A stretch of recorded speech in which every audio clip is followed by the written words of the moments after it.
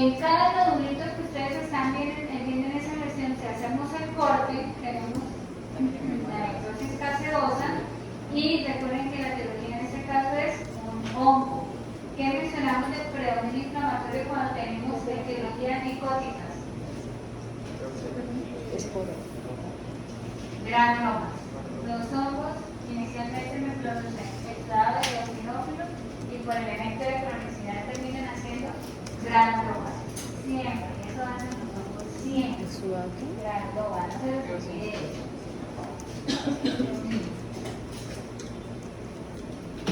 Listo.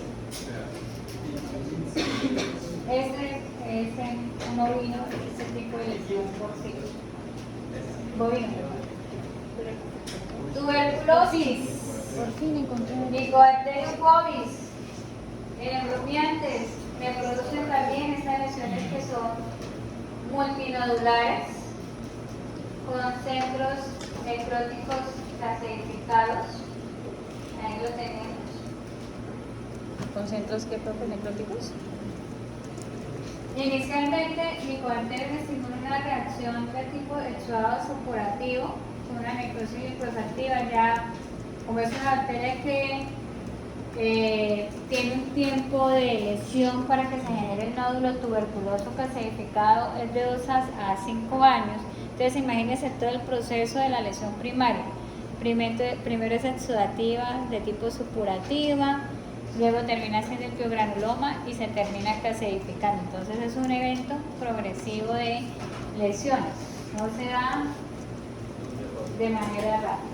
Tenemos los bacilos acetoal resistentes, responsables de esas lesiones multinodulares que tienden a caseificarse, y alrededor, entonces, en la imagen de histopatología volvemos a tener áreas alrededores con células gigantes, focos de células de predominio linfoplasmocítico, hay bastantes linfocitos en esta zona, área de fibrosis alrededor, centro de necrosis lipoefactiva y el material basófilo de la necrosis de caseificación.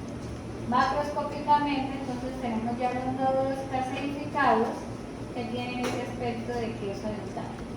Les varía el tamaño, son lesiones que confluyen, y ya así pequeños nódulos que terminan haciendo una lesión difusa en el tejido pulmonar. Señor.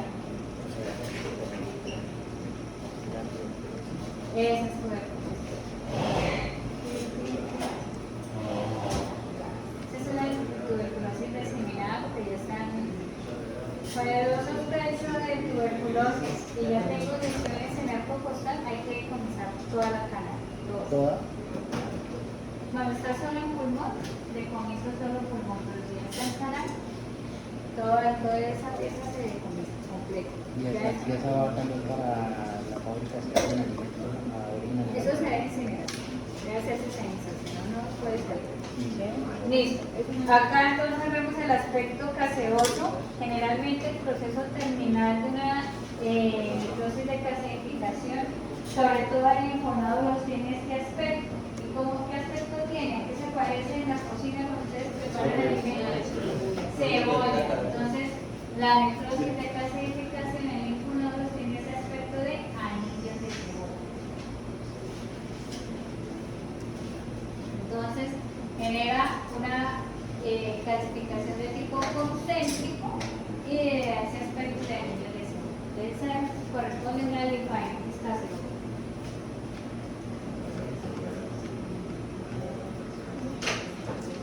Acá tenemos las áreas de caseificación.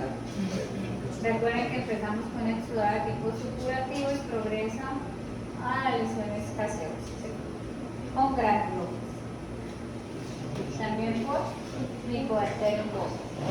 La respuesta entonces del granuloma, gran cantidad de influencia de linfocitos y macrófagos que estimulan la formación de células gigantes o multinucleadas que normalmente vamos a encontrar en la periferia de esos centros caseosos. Acá nuevamente tenemos al Corynebacterium tuberculoso, pero en un corte de pulmón. Entonces, de la lesión primaria del linfonódulo ya está haciendo lesión secundaria en tejido pulmonar, que no es su sitio primario de lesión. son los linfonodos donde se hace la lucida. Necrosis de la grasa, ¿qué tenemos aquí? Mencionamos que es una necrosis específica del tejido adiposo. Es específica del tejido adiposo. Y vamos a tener entonces unos cambios muy importantes macromicroscópicos para identificar que es una necrosis del tejido adiposo de la grasa. Lo encuentran también como adiponecrosis, ¿cierto? Es otro término que pueden encontrar asociado a necrosis de la grasa, adiponecrosis. La característica macroscópica de esa necrosis de la grasa, entonces ustedes también dicen, o encontraron en la literatura, que se pierde el aspecto rosado, amarillento, húmedo, fluctuante del tejido adiposo, y el aspecto de la necrosis o adiponecrosis es un aspecto seboso de ese tejido adiposo. Se ven como placas elevadas blanquecinas que a la palpación son sólidas. ¿En dónde estamos hablando de este tipo de necrosis? En el tejido adiposo. Es exclusivo del tejido adiposo. Etiologías que encontraron, etiologías principalmente lo asocian con pancreatitis.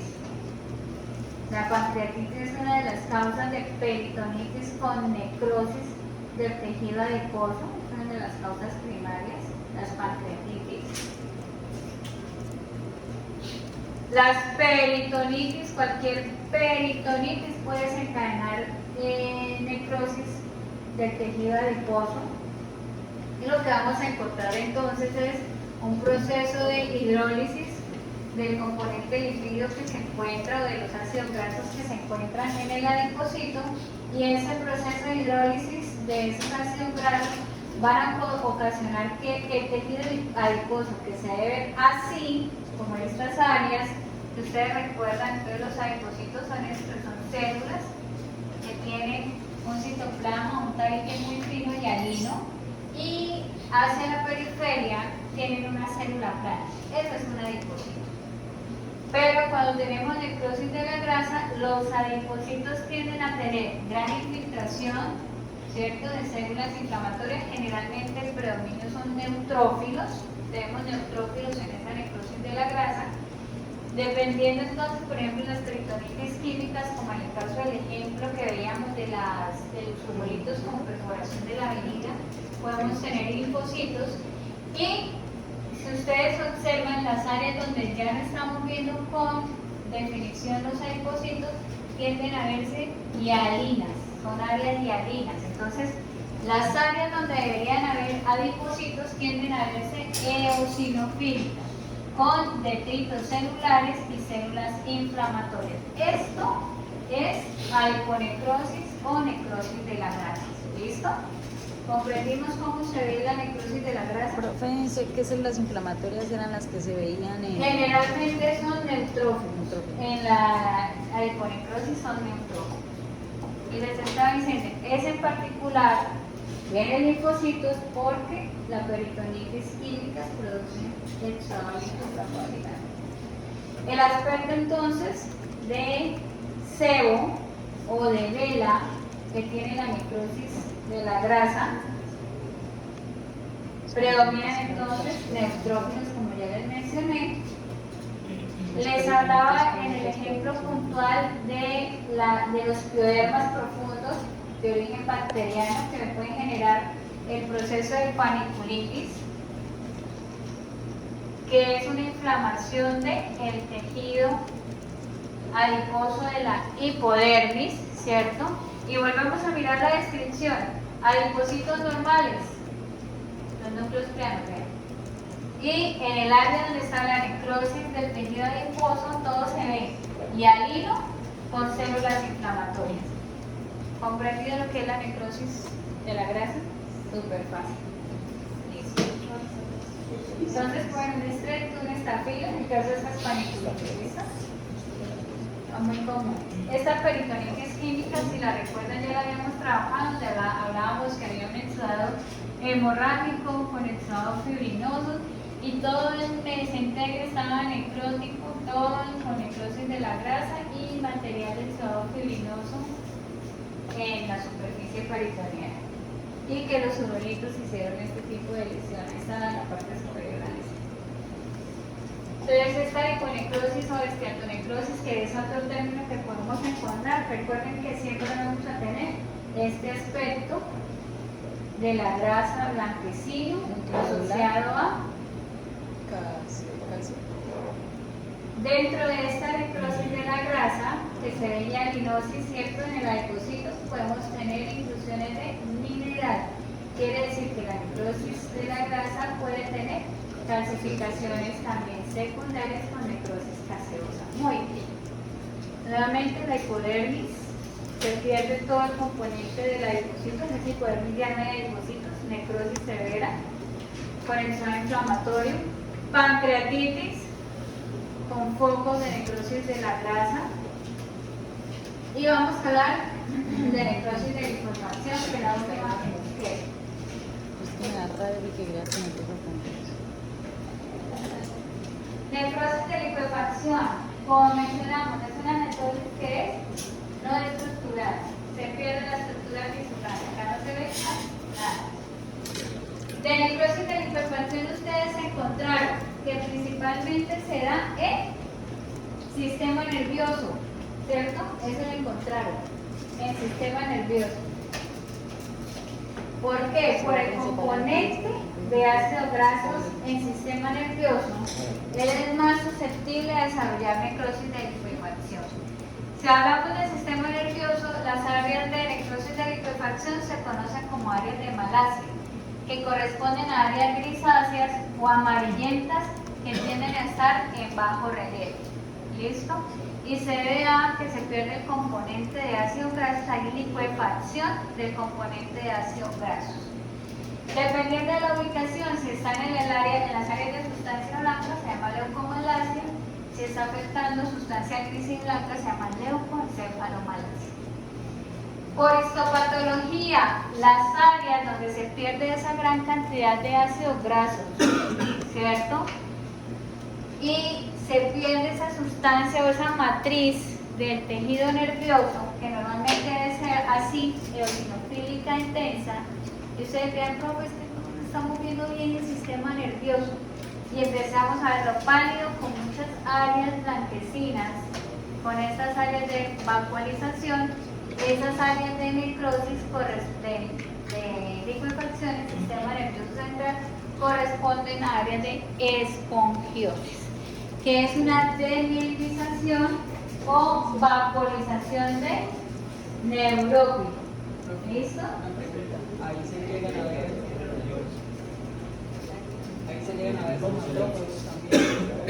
Generalmente con estas áreas de espongiosis, si ustedes recuerdan, en las enfermedades autoinmunes que trabajaron, en las meningitis y meningoencefalitis que eran necrotizantes y granulomatosas, ustedes explicaron, veían las áreas de espongiosis o áreas de malasia macro, y en algunos casos teníamos gran cantidad de gliosis o células inflamatorias activas en esas áreas de espongiosis. Entonces se acompaña con gran cantidad de células de nefroglia, que son los fagocitos que se activan para eliminar todas esas áreas de mielina que se están lesionando. ¿Cómo sabemos específicamente si es ahí con el corte histológico, si es encefalitis o meningoencefalitis?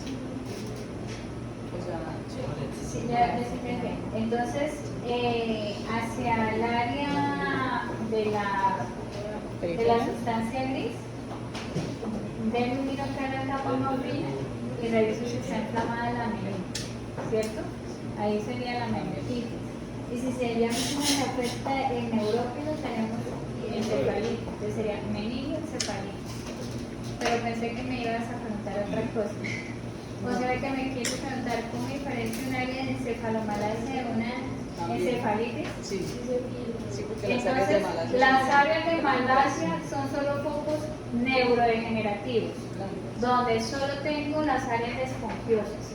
¿En qué enfermedad podemos tener solamente áreas de encefalomalacia sin un componente inflamatorio?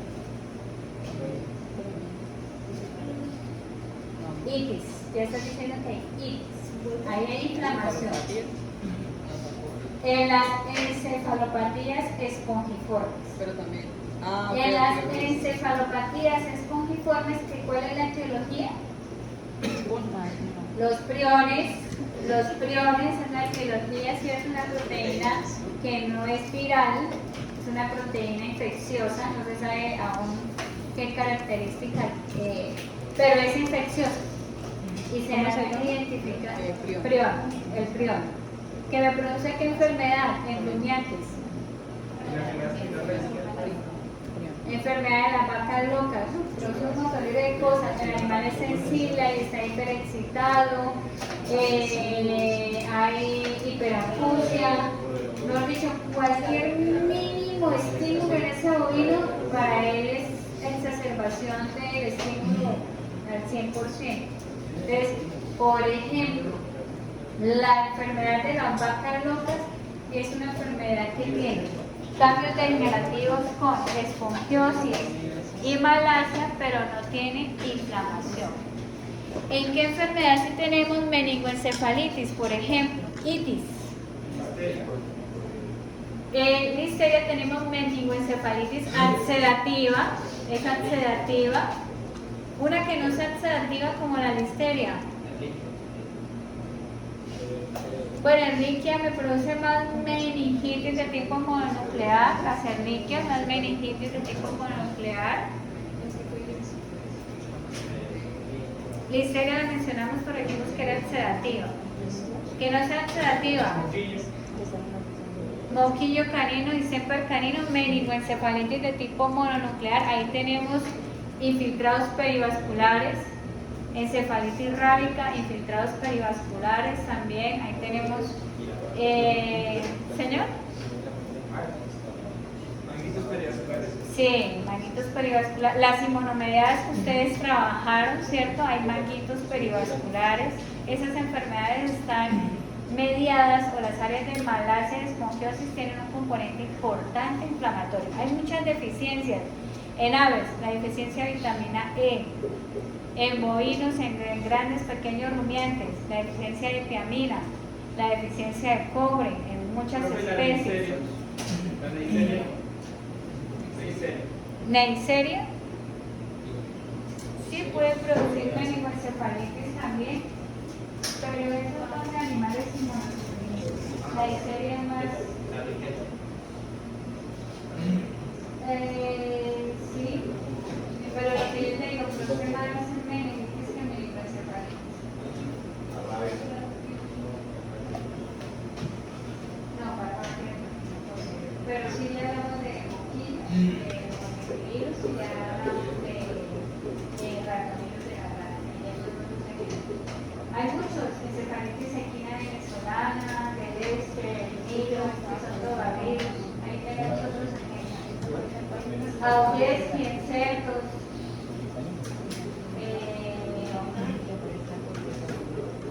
¿Qué otro dirá por ahí?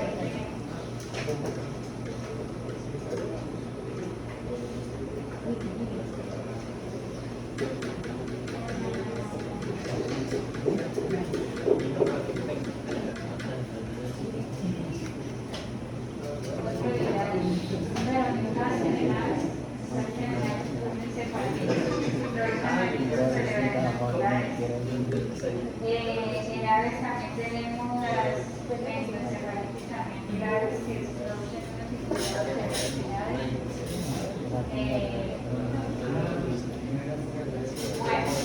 Profe, cuando Sí, habla... se me olvidó lo que le estaba diciendo. Bueno, entonces ahí podemos diferenciar las deficiencias que les mencionaba, que era donde estaban. Esas deficiencias nutricionales por vitaminas o por minerales le producen malasias. Generalmente no se acompañan con inflamación tampoco. ¿Listo? Entonces, al igual que la leucoencefalomalacia o encefalomalacia en la enfermedad priónica, ¿cierto? En rumiantes y afecta a otras especies que son solo áreas de malasia sin inflamación, esas deficiencias que les mencioné también me ocasionan solamente áreas de malasia, tienen un componente inflamatorio importante. Solo áreas de necrosis amigal cortical, y esponjiosis severa. ¿Listo? Bueno.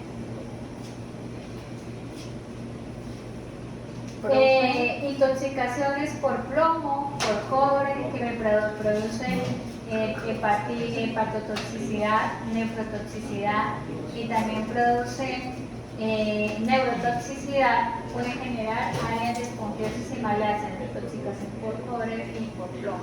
Profe, cuando lo que usted decía de las meningitis, esas meningias solamente se encuentran en la sustancia gris, lo que decía.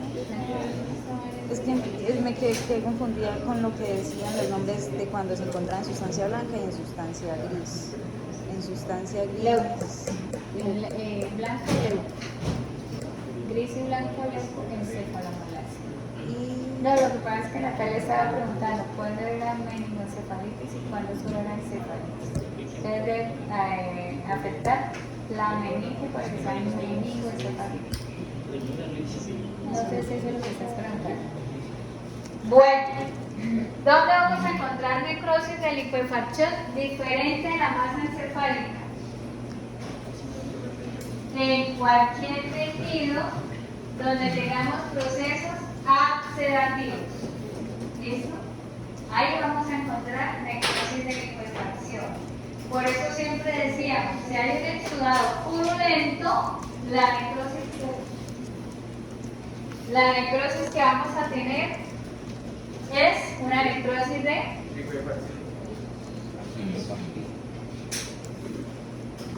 y ahí volvemos a tener biocitos, neutrófilos y el exudado que es blanco o amarillento, dependiendo del tipo de tejido, puede ser seroso, puede ser mucoide en el caso de las vías respiratorias, pero es siempre supurativo, ¿listo? Particularmente este tipo de exudado se está ubicando en pelvis renal. Solo en pelvis renal, ¿cómo sería el diagnóstico? Busquen la terminología inflamatoria solo en pelvis renal. Sí, ¿cuál sería? Pielitis supurativa. Pero aquí estamos viendo que se está aumentando el área medular, entonces tenemos pielonefritis de tipo supurativo. ¿Cómo es, profe? Pielonefritis de tipo supurativo. Agente común. ¿Cuál es el agente común que podría generar esta pielonefritis? ¿Por dónde viene esa infección? ¿Cuál es la vía de ingreso del agente para generar pielonefritis? Vías urinarias ascendentes, uretra, ¿cierto? Vejiga, uréteres y pelvis. El coli es la más común, es la bacteria que más se aísla en las infecciones urinarias, pero pueden ser otras diferentes. No es muy común, próteos también, pero también se puede dar, no es muy común, pero sí se dar. Próteos que otros agentes, pseudomonas, eubacterium, ¿cierto? Y colinobacterium renal, de ahí se pueden aislar esas bacterias, pero las más comunes con pseudomona es grave, donde haríamos una pseudomona vías urinarias. El tratamiento es complicado de manejar. En todas las infecciones lo ideal es hacer toma de muestra, tenemos que hacer urocultivo y después del urocultivo, ¿qué tenemos que hacer? Antibiograma, ¿cierto? Porque yo necesito saber qué. ¿Para qué hago un antibiograma?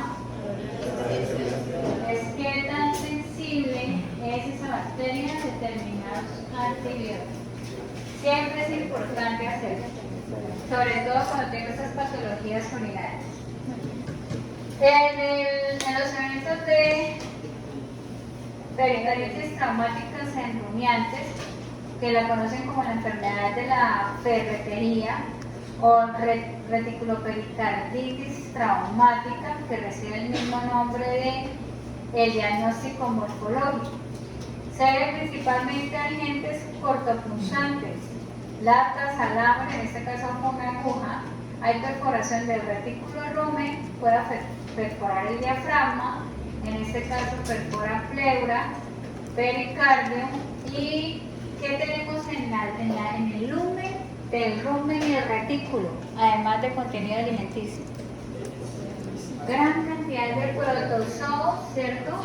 De bacterias, bacilos, cocos. Entonces imagínense un cuerpo extraño que venga de retículo, rumen, inversor y pericardio de pulmón. ¿Qué va a pasar ahí? Contaminar, ¿cierto? Por perforación las pleuras y vamos a ver que son bacterias, la mayoría son productoras de pus y van a generar procesos de pericarditis y pleuritis de tipo ulcerativa. Entonces, ¿qué tipo de necrosis vamos a encontrar aquí? Licuefacción. Muy bien. Las miocitis ulcerativas, esta imagen ya la habíamos trabajado cuando hablábamos de la descripción, de lesiones que tenían volumen, que dependía del tipo de lesión. Este es un estafilo o un estreptococo que puede generar este tipo de lesiones ulcerativas. La lesión entonces es focal extensiva a nivel del área facial, desde la base auricular hacia la región submandibular. Y vamos a tener un exudado de tipo supurativo con necrosis de licuefacción. Si por se ahí hace Javier presión. mencionó la bordetela. Si se le hace presión a... Eso se drena, eso termina drenándose en gran cantidad de. Bordetela es una bacteria que sí o sí me produce neumonías de tipo supurativo, produce una bronconeumonía catarral supurativa. Tenemos lesiones que me indican que efectivamente hay exudado purulento. Acá hicieron un corte y lo que el exudado que salió de esta área cavitaria con necrosis de licuefacción fue un exudado supurativo. Entonces acá, en este pulmoncito de este perrito, tenemos una bronconeumonía de tipo supurativo que se acompaña con necrosis de licuefacción. Ahí estamos hablando de bordetela. Por histopatología, acá me están hablando de una miocitis también necrotizante. Miren que tenemos focos de necrosis de licuefacción y en qué evolucionó este tipo de lesión de calcificación. Ya en este caso no tenemos necrosis de Schenker, ¿por qué? O bueno, de pronto acá en estas áreas sí, pero ¿qué pasó con el área del músculo? Fibrosis. Y tenemos previamente una necrosis licuefactiva, entonces ya la necrosis de Schenker no se desarrolló sino por el proceso del evento oxidativo con una necrosis licuefactiva. ¿Qué tenemos en la necrosis de licuefacción? Se pierde la estructura del corte. Miren que acá las miofibrillas en esta área no existen, están ausentes, por eso dicen que es una necrosis no estructurada. Se reemplaza por gran cantidad de neutrófilos y piocitos o neutrófilos degenerados y podemos encontrar el agente infeccioso causal. Ojo que acá tenemos que colonias bacterias. Entonces tenemos una miocitis. La historia de estos cerditos llegaron acá a necrosis porque hicieron una práctica de aplicación de hierro en unos lechones. A los estudiantes se les ocurrió que iban a utilizar una aguja por cada 5 lechones y lo que hicieron fue generar un cuadro de miocitis por estreptococo en brote de lechones. Porque no se pueden reutilizar las agujas. ¿Qué hago cada vez que saco e ingreso una aguja a través de la piel? ¿Qué estoy sembrando? ¿Qué lo ocurre?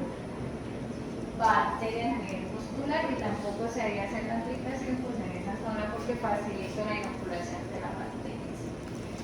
El miocardio nuevamente, otro ejemplo, se pierde entonces la continuidad de la miofibrilla. No observamos ninguna estructura diferencial del músculo, en este caso cardíaco, gran cantidad de piocitos y neutrófilos y la presencia de colonias bacterianas. Ahí tenemos entonces necrosis de licuefacción.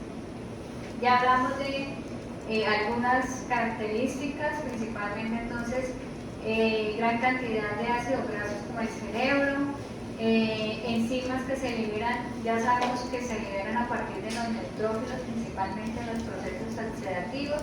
Hablamos de deficiencia de algunas vitaminas para la necrosis de la sustancia gris, particularmente con áreas de malasia. Focos entonces de hepatitis oxidativa severa, esto es severo culminante, Recordemos que los agentes que veamos inicialmente la necrosis de coagulación, como es el actinomyces, el actinobacillus, fusobacterius, progresa a la necrosis de licuefacción.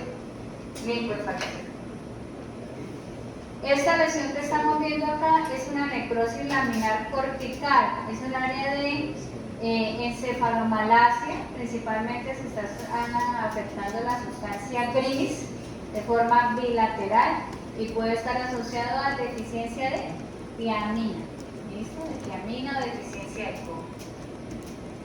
Mencionaron por ahí a morbillivirus canino, ¿qué enfermedad me produce? Distemper o moquillo canino, entonces me produce áreas de malasia, ya les mencionaba que pueden ser áreas amarillentas o áreas grisáceas en bajo relieve que producen estas áreas de malasia. Acá tenemos, aquí sí tenemos encefalitis de tipo mononuclear. Eso es en humanos, este corte es en humanos, pero les quiero mostrar lo siguiente. ¿Qué tipo de exudado estamos viendo en esa área de necrosis de licuefacción en la masa encefálica?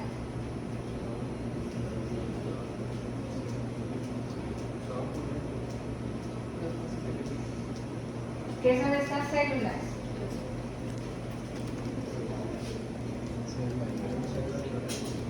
Células gigantes. Resulta que nosotros tenemos algunos hornitos que pueden tener una afinidad particular con el sistema nervioso central. ¿Cuál? Aspergillus que puede generar encefalitis granulomatosa, que es lo que estamos viendo en ese imagen. Cryptococcus que puede generar encefalitis de tipo granulomatoso. Blastomices, histoplasma, que en menor grado lo puede hacer. Esos agentes producen encefalitis de tipo granulomatoso.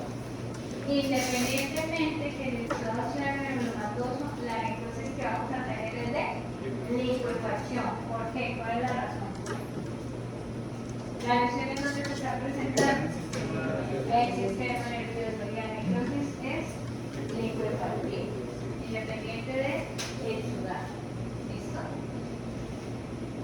En algunas patologías, las áreas de malasia pueden llevar a lesiones cavitarias como esta, se forman huecos o cavitaciones, ¿listo? Eso lo podemos también tener por deficiencia de vitamina E y selenio.